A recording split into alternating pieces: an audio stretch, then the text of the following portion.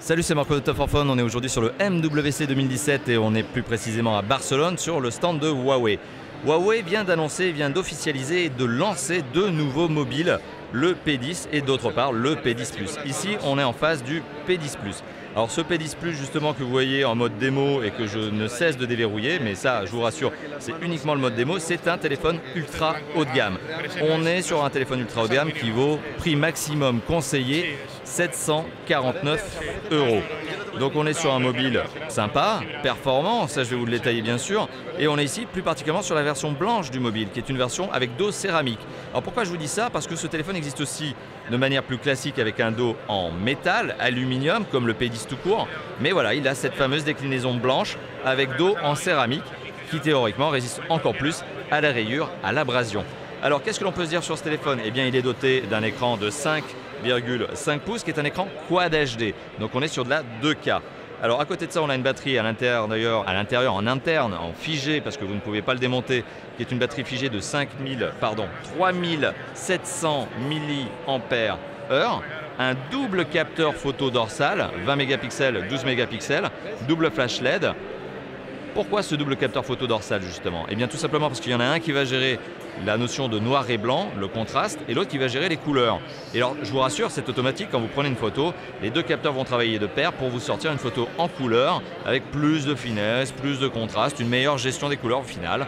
Ça, c'est cette particularité justement du double capteur photo dorsal qui est créé en partenariat avec, vous le voyez peut-être ici, Leica. Particularité de ce capteur photo, il est visiblement meilleur que celui du P10 tout court, puisque celui-ci est visiblement meilleur en termes de captation de la lumière. Ça, on en reparlera lors du test. En tout cas, c'est l'argument qui est avancé par justement la marque Huawei. Est-ce que c'est vrai, est-ce que c'est pas vrai? Je crois qu'il faut en parler lors du test, on en reparlera justement en conditions réelles avec des vraies photos. Bon, qu'est-ce que l'on peut se dire d'autre sur ce téléphone? Capteur photo frontal 8 mégapixels, port infrarouge sur le dessus si vous voulez télécommander justement, commander votre télé avec ce genre de manipulation en utilisant votre téléphone comme une télécommande. On a 6 Go de mémoire vive. 6 Go de mémoire vive, ça rigole pas. Là, il est clair que pour le multitâche, on est très à l'aise. Vous voyez, le mode démo vient encore de se relancer.